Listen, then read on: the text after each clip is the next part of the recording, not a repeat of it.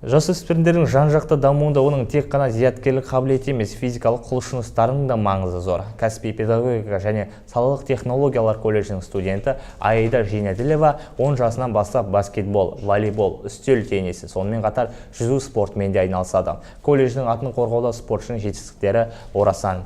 Тақырыпты толығырақ Әмбебап спортшымен тілдесіп қайтқан әріптесім жалғастырады. Спортшы бүгінде Маңғыстау бойынша кәсіби тәжірибелі баскетбол клубының мүшесі. Айтуынша алғаш спортпен айналысуына жаттықтырушысының септігі мол болған. Адам ерінбей еңбек етсе, алар асуы да көп болады дейді ол. Болашақта Жаңаөзеннің мәртебесін асқақтататын спортшы болуды армандайды. Осындай биіктерге жетуіне қолдау көрсеткен колледж басшылығы мен бапкерлеріне алғысы шексіз.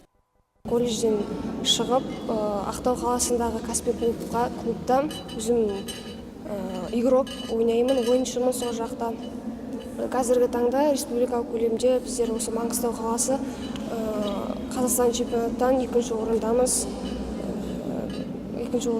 Басында қиынға соқты, содан кейін өзім үйренісіп кеттім, өзім жақсы көремін баскетболды, кішкентай кезімнен бері ойнаймын.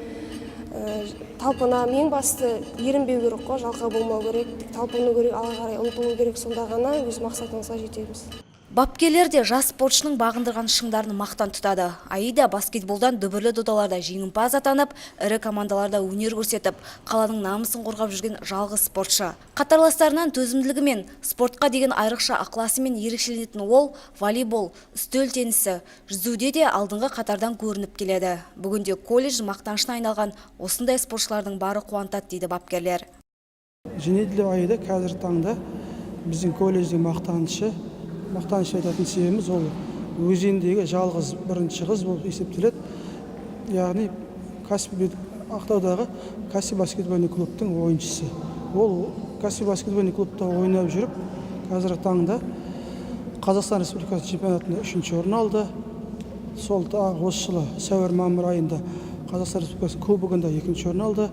Кеше жақында өткен Қазақстан Республикасының студенттер арасында республиканың чемпионы. Елбасы Нұрсұлтан Назарбаев біздің жастарымызды, Қазақстанның болашағын әр салада қолдауымыз керек деген болатын. Жас спортшы бүгінде әртүрлі мемлекеттерде тәжірибе алмасып, өзін шыңдау үстінде.